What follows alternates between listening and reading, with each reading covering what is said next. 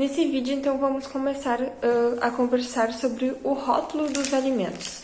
Então, o que é importante a gente avaliar quando a gente vai avaliar um rótulo de um alimento? Todo alimento que a gente comprar, ele vai ter uma listagem de ingredientes.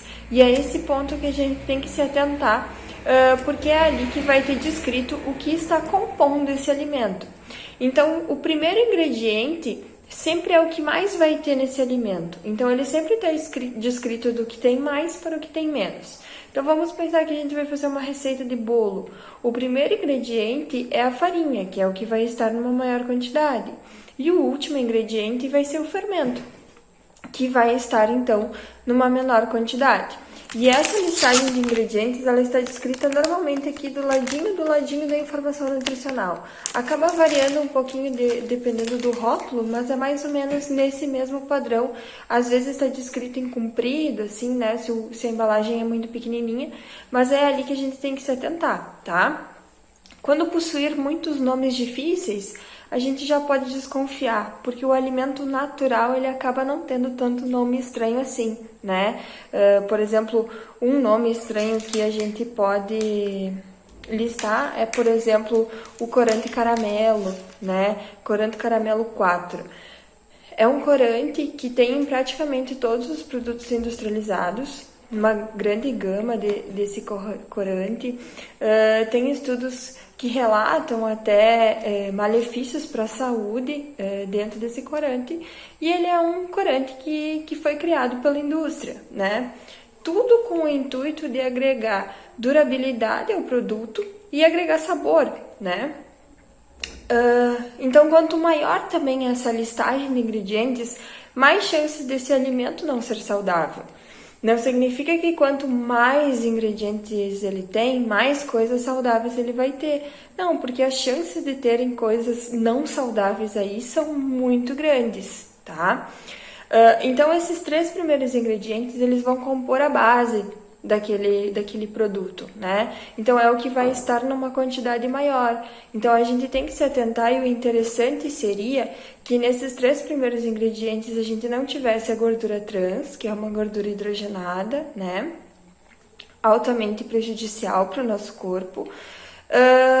Também o interessante seria que não tivesse farinhas refinadas e o açúcar também, né? Nesses 3 primeiros ingredientes. O que é importante a gente avaliar também é que para a indústria, açúcares e gorduras têm nomes diferentes. Então, às vezes, no mesmo produto a gente vai encontrar uma maltodextrina, a gente vai encontrar um xarope de glicose, um xarope de malto, uma sacarose.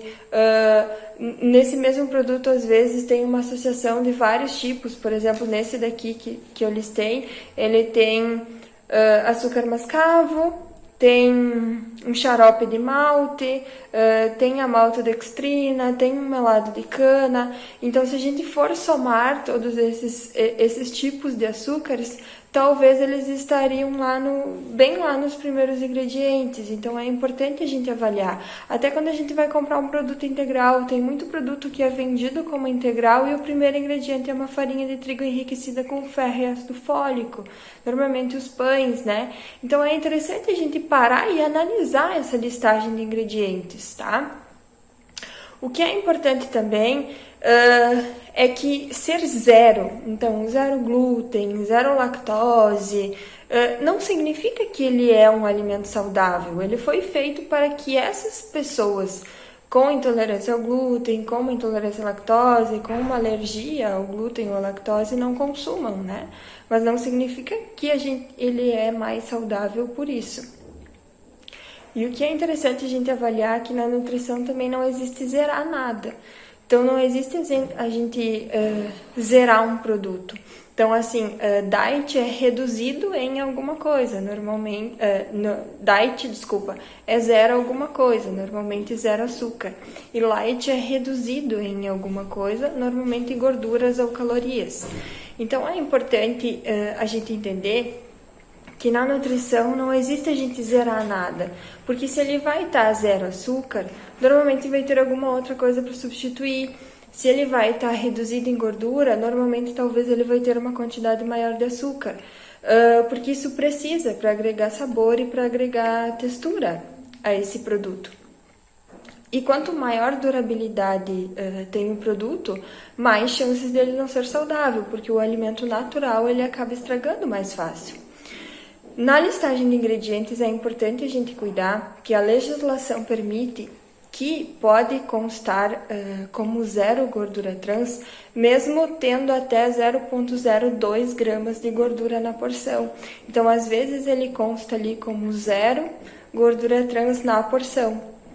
Mas como eu sei se esse produto realmente é sem gordura ou não, eu tenho que avaliar a listagem de ingredientes. Se na listagem de ingredientes diz gordura vegetal hidrogenada, né? Ou parcialmente hidrogenada, então significa que ele vai ter gordura trans, tá? É importante também a gente diferenciar os carboidratos de fibras. As fibras, elas acabam... não são influentes, então, na nossa glicemia. Só que eles vão estar constados na quantidade de carboidratos total também. Então, é interessante a gente diminuir, né, dessa quantidade de fibras a quantidade de carboidratos total, para a gente avaliar. Então, quanto mais fibras vai ter esse produto, significa que a velocidade de absorção dessa glicose vai ser menor. E essa tabelinha nutricional também, ela é dada para 2.000 calorias ao dia, então a gente tem que avaliar que nem sempre a gente vai fazer uma ingesta de 2.000 calorias ao dia, e também ele acaba avaliando um homem saudável de mais ou menos em torno de 70 quilos, né? Então a gente acaba tendo essa informaçãozinha nutricional apenas como um padrão, só para a gente mais ou menos se basear. Então, o mais importante da gente avaliar é a listagem de ingredientes. E sempre lembrar que o alimento ele não tem ingredientes, né? Ele por si só acaba sendo um ingrediente.